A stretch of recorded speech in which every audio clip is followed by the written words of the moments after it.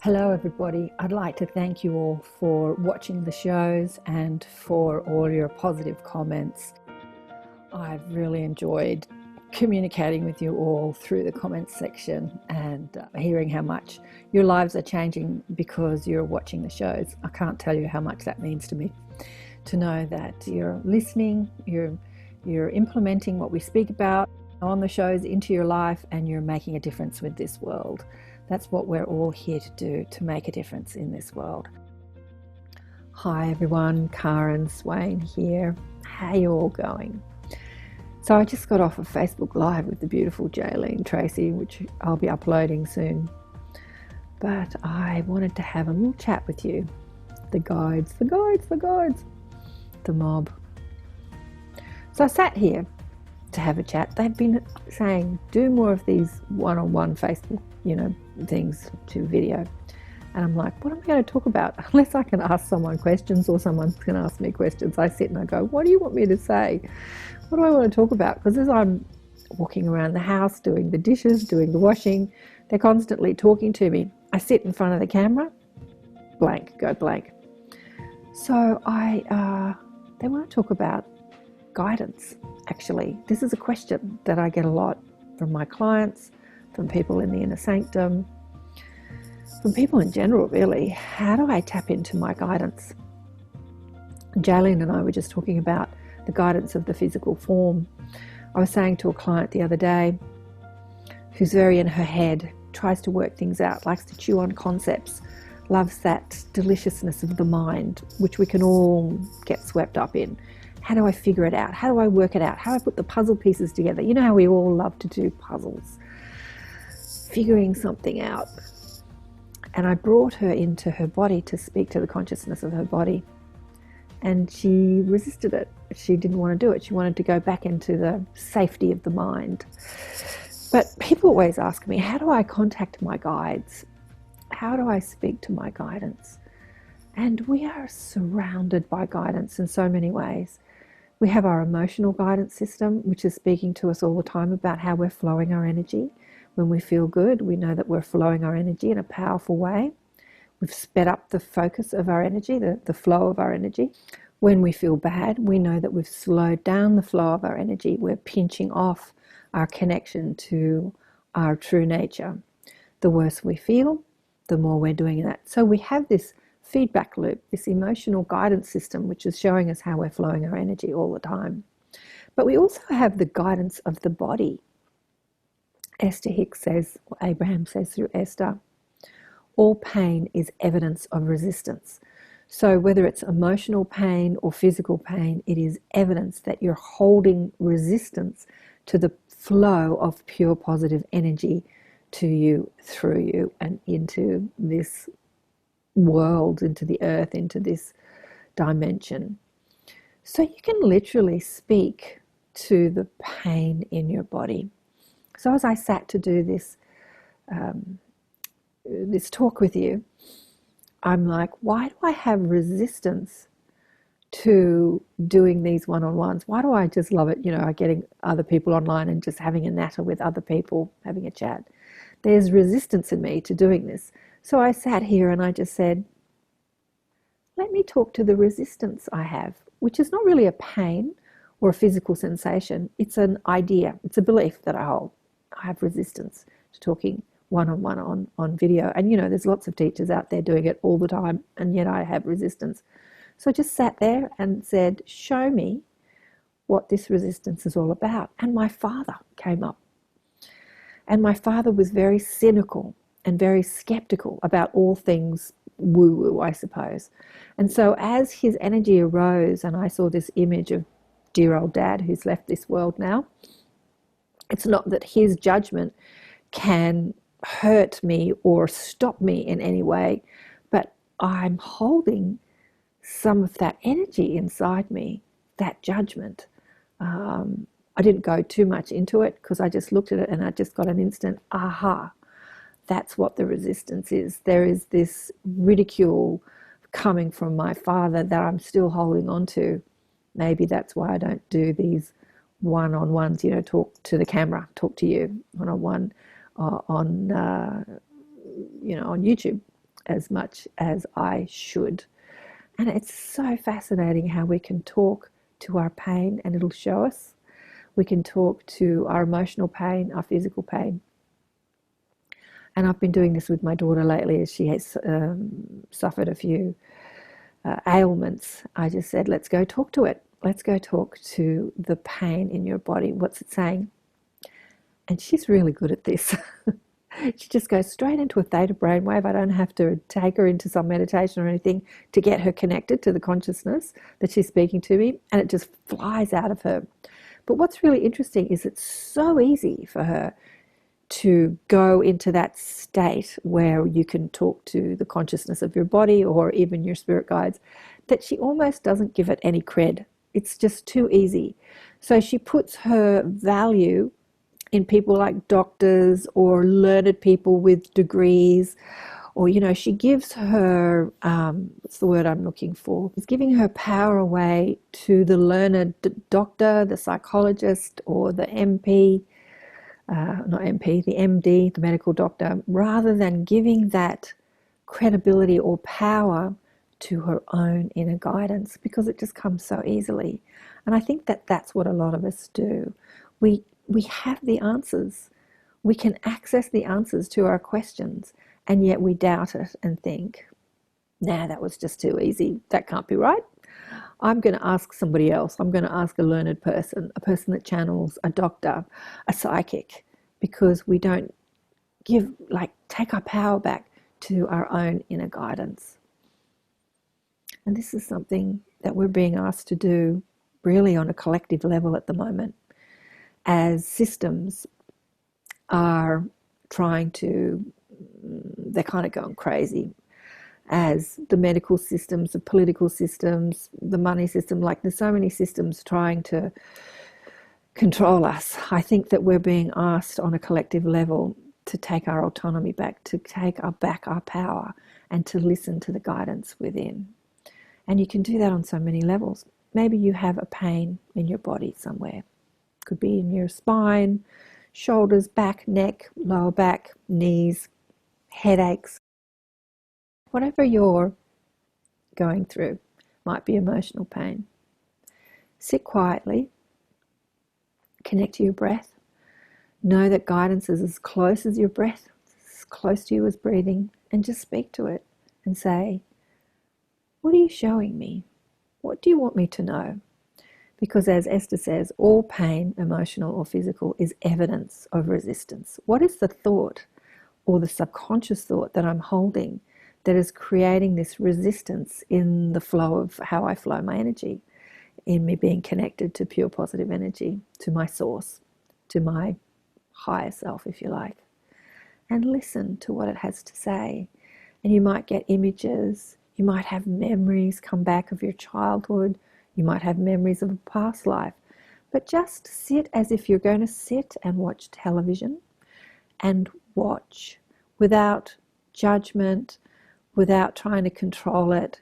Just ask it to speak to you and listen like you would listen to someone who's speaking to you. Not too many questions, just listen. This little one. And you'll get your answers, and know that those answers are true for you. Don't judge them. It's always the very first thing that you get before you have time to judge it. That's your guidance speaking to you. Your body conscious will speak to you. It's as close to you as breathing. We are never alone. We are guided all the time. It's just as humans, we're so in our head, asking questions, thinking about how to get what we want, thinking about what's going to happen next. You know, get on YouTube and look at the predictions. What's some psychic predicting about the future? What's my role in all this? What, how, what? We're so in our head, and yet we have guidance as close to us as breathing. So get centered, get still, and speak. Speak to the consciousness of your body if you have pain. And if you receive some guidance about what it is and you want to know how to overcome it, ask. But what I always do is whatever I see in my third eye. When I sit to meditate, I get flashes of so many things. Sometimes they're sort of ugly, like ugly faces, and sometimes they're beautiful, and sometimes they're amazing. But whatever I'm looking at, I inject divinity into it, because when we see the divine in all things, our knowing transforms it. So you can love your pain and see the divinity in it, like say, thank you, guidance, for showing me where my resistance lies. You know, you might hold that resistance in a part of your body. So that pain is showing you where your resistance lies. That's the divine speaking to you. So when you can appreciate the pain and say, thank you for this guidance, instead of trying to rid yourself of the pain. That's what we do in our allopathic medical system. We try and fight disease. We try and resist what's happening. Our whole medical system is set up drugs to stop these symptoms, which is our guidance speaking to us. We take pills to alleviate the pain, to stop the symptoms. They don't cure the reason for them being there. They just stop the guidance so that we can ignore it and get on with our life. And that's when guidance gets stronger. It starts out as negative emotion, feeling a little uneasy, feeling a lot uneasy, feeling irritated, feeling angry, feeling rage. And then we don't deal with it. We don't speak to why we're experiencing that rage. Where does that anger come from? Why am I upset right now? We don't speak to the consciousness of the energy that we're experiencing. We stuff it down, we ignore it, and then that irritation, that anger, that rage turns into pain.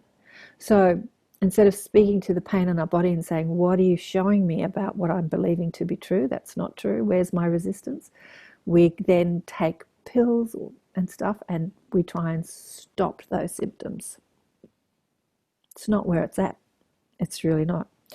If you want a lifetime of pain, if you just want to get older and sicker and stiffer and in more pain, then ignore the symptoms. But if you don't, speak to it. It'll speak back to you. It'll show you where you're holding resistance. And when you find it, say, oh, like with Dad, for instance, being so critical of me, everything I did. I remember I became kind of a semi-punk when I was like a young girl. I was living in London. I was talking to a friend about it the other day. And I had the spiky blonde hair and the black eyes and the sort of Boy George outfit with the studded belts and the, the torn off gloves and black.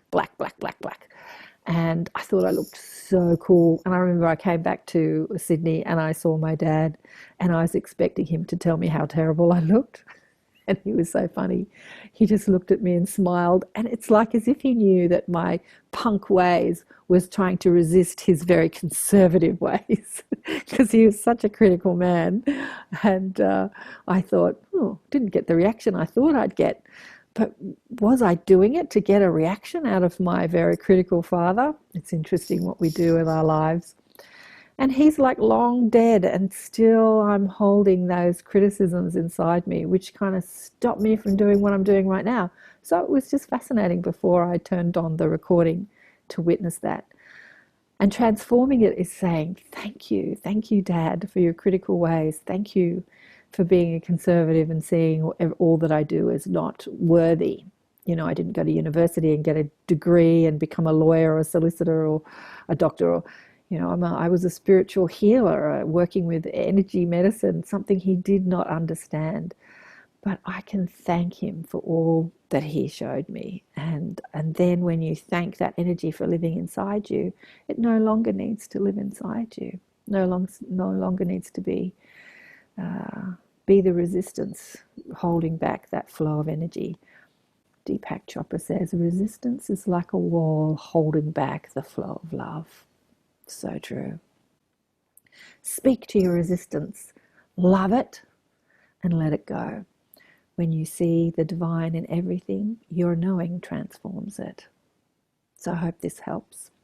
If you're suffering some fear, some negative emotion, some upset with someone you love, or maybe upset at the world or the politicians or what's happening, upset at the virus, upset at the governments, Look at your resistance. Ask it what it's showing you about what you're believing. And love it. See the divine in it. And it will transform.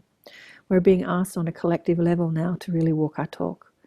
And I suppose that I'm doing these sessions with you publicly on YouTube or on other platforms, speaking to you, because I want you to know how to embody your true nature.